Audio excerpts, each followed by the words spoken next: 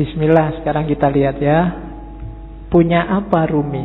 Sebentar kita lihat garis besar pikirannya sebelum masuk ke cinta.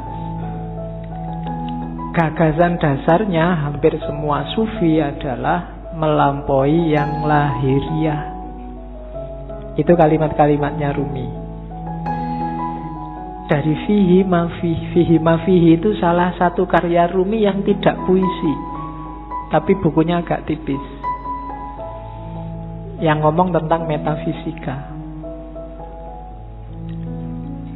Jadi katanya Rumi, segala sesuatu yang tampak di depan kita bukanlah hakikat yang sesungguhnya. Ini hampir semua sufi bilang begini. Yang lahir itu tidak sejati, yang kelihatan itu tidak asasi. Rumi ngasih contoh. Yang tampak dari bumi adalah debunya, namun di balik debu itu adalah sifat-sifat Tuhan yang mengejawantah. Dimensi dalamnya adalah emas permata, sementara dimensi luarnya adalah sebongkah batu. Jadi ini penekanan sangat serius dari para sufi. Kita jangan ketipu oleh lahiriah, karena yang lebih punya nilai itu adalah yang dibalik lahir. Ya kalau manusia berarti ruhaniyahnya lebih penting. Kalau itu sesuatu berarti esensinya, bukan eksistensinya. Yang ruhaniyah bisa menipu. Bumi itu kelihatannya cuma debu, tapi kalau kamu masuk ke dalam, banyak hal berharga di situ. Ada emas, ada minyak. Banyak juga hal tidak berharga. Lebih kotor dari debu, mungkin kotoran, tapi dia tidak kelihatan, ada di balik yang fisik. Maka jangan ketipu yang fisik. Sehingga katanya Rumi, jangan terikat oleh bentuk, keluarlah dan gapailah makna. Kacamata ini ya kacamata lahirnya, cuma kan lahirnya tidak penting. Yang lebih penting apa? Maknanya. Alat untuk baca. Kalau cuma lahirnya ya cuma kaca sama plastik sama itu. Dia jadi bermakna karena apa? Ada sesuatu yang dikandung di balik yang fisik apa? Dia bisa dipakai untuk baca. Itulah makna. Atau mungkin pas kamu gatel terus dipakai untuk garuk-garuk. Ini kan makna namanya. Kelihatannya tidak penting, tapi dia maknanya apa itu lebih penting. Teh ini misalnya, ini kan minum biar kamu hausnya hilang.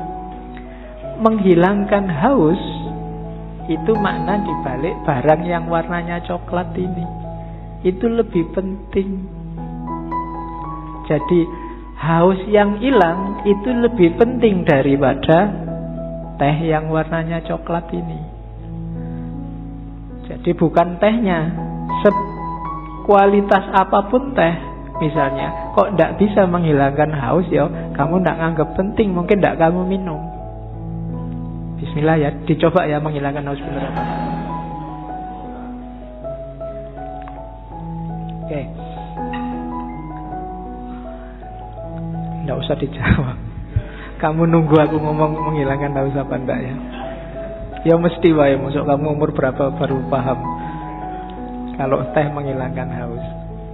Oke ya. Yang terakhir itu bagus. Hati-hati, jangan tertipu. Banyak hal yang kau anggap sebagai penyebab sebenarnya adalah hijab. Ini penting. Banyak hal lahir, yang lahir ya, karena ini ngomong yang lahir sama yang batin. Yang lahiriah, yang kelihatan, kita nganggapnya ini sebab. Baju membuat kita ganteng, kemudian amal baik membuat kita masuk surga. Macam-macam yang lahir-lahir ya. Katanya Rumi, hati-hati. Yang kita anggap sebab sering-sering malah jadi hijab. Hijab itu sesuatu yang menghalangi kita, malah menjauhkan kita dari Allah. Banyak hal yang kita anggap, oh gara-gara amalku yang ini loh, sekarang aku jadi tentrem hidupku. Seolah-olah kamu yang bikin hidupmu tentrem dengan kamu beramal. Allah tidak main di situ. Itu yang disebut hijab.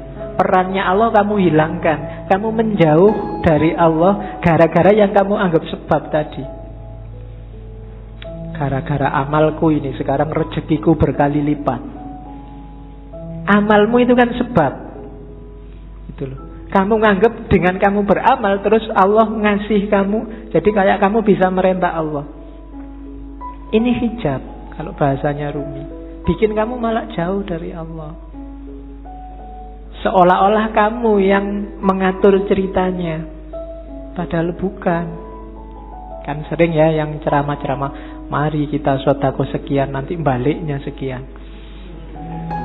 Ya, dompet, mana dompet? Kan mesti gitu. Sering-sering. Nah, enggak, iya mungkin begitu, tapi jangan dianggap sebabnya itu. Terserah Allah lah. Misalnya Allah menjanjikan 7.000 terus kamu cuma dikasih 5.000, apa ya? Kamu bisa komplain. Atau ayatnya bilang 7.000 terus kamu dikasih 700.000, kan ya enggak suka-suka Allah. Amalmu bukan sebabnya. Kalau kamu merasa amalmu sebabnya, kalau kamu merasa yang lahiriah sebabnya, biasanya terus jadi hijabmu yang bikin kamu jauh sama Allah. Seolah-olah yang bikin cerita dirimu. Sodakoah biar nggak ketemu bencana. Seolah-olah kamu yang ngatur ceritanya. Itu yang oleh Rumi disebut hijab. Jangan salah, yang lahir-lahir, yang sering kita anggap sebab, itu ternyata nantinya berubah jadi hijab. Jadi lampauilah yang lahiriah itu. Terus, kata-kata Rumi lagi. Kalau manusia dianggap manusia dari fisiknya, dari lahirnya saja, maka Muhammad dan Abu Jahal itu memiliki kualitas yang sama. Lukisan di dinding pun persis seperti manusia. Lihatlah, apa yang kurang? Lukisan indah itu kehilangan ruhnya. Jadi manusia juga begitu. Jadi manusia atau tidak yang sejati tidak tergantung fisik, tapi tergantung dimensi batinnya. Kalau hanya fisik, maka Muhammad dan Abu Jahal itu ya sama-sama Arabnya, sama-sama punya jenggotnya, sama-sama pakai jubahnya, sama-sama pakai bahasa Arab, sama-sama takbir. Mungkin. Tapi yang membedakan apa? Ruhaniyahnya, batinnya. Maka kalau menilai, patokannya jangan luarnya. Kalau kamu menilai orang baik, wah ini pakai jenggot, pakai baju jubah, batuknya hitam, radikal mesti. Itu namanya kamu hanya dari lahirnya. Oh, pakai kopiah, pakai sarung santri, bid'ah mesti kelakuannya. Itu cuma dari lahirnya. Apa yo ngerti? Cuma dari lahir, kan begitu.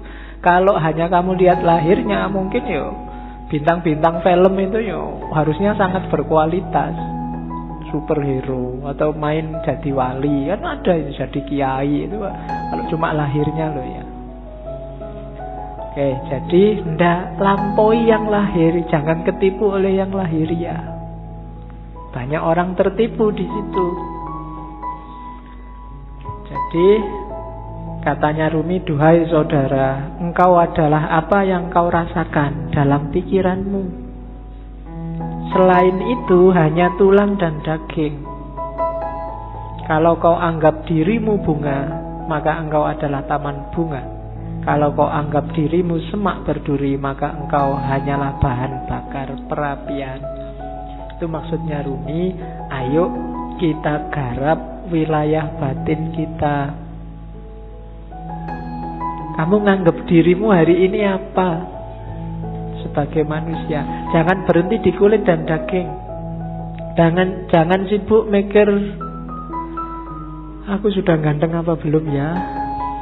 Hari ini kayak gimana kelakuanku yang fisik-fisik. Enggak. Coba dilihat batinnya dulu, dibereskan.